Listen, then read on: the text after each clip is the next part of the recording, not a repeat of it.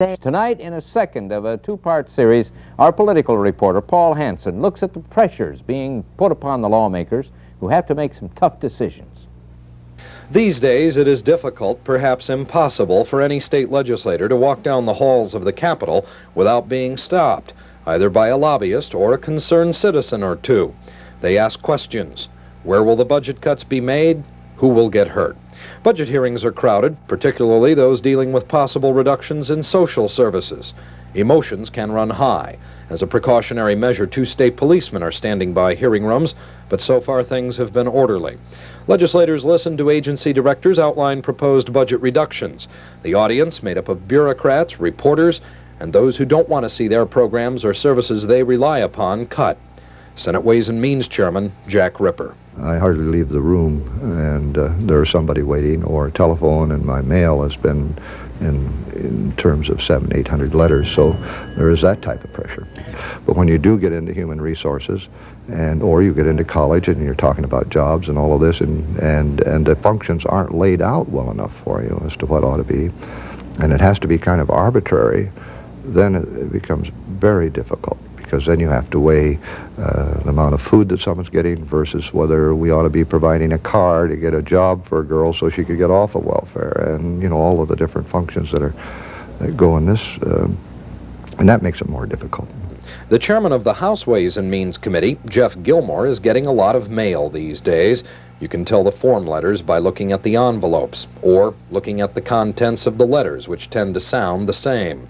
Gilmore thought he and fellow lawmakers had cut most of the fat from state budgets last year, but he believes there's more to be cut. In an agency which, for example, has the authority to have 100 employees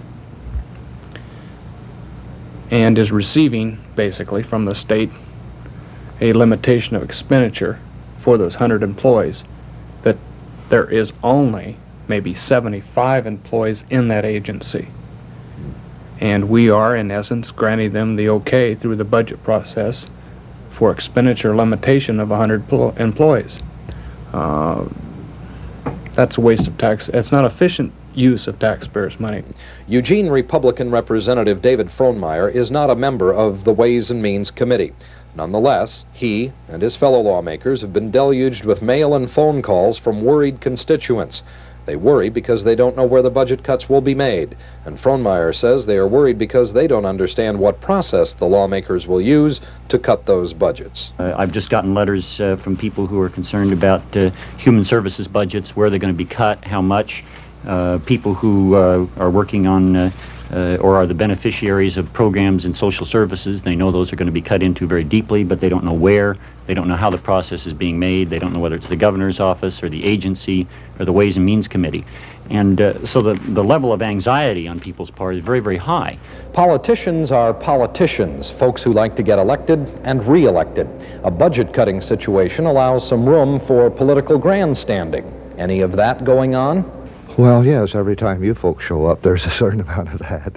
That's the realities of politics, especially when you're so close to an election. By the time all 90 members of the legislature gather at the Capitol August 4th, the Ways and Means Committee will have drawn up specific proposals for dealing with the revenue shortage.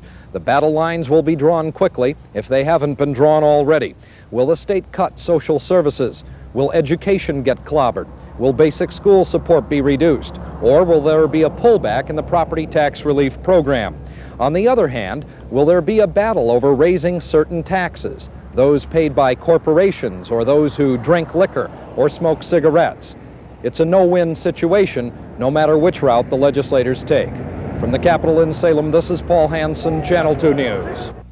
How are we holding up under the shadow of erupting mountains? Stan Wilson will tell us that story right after this.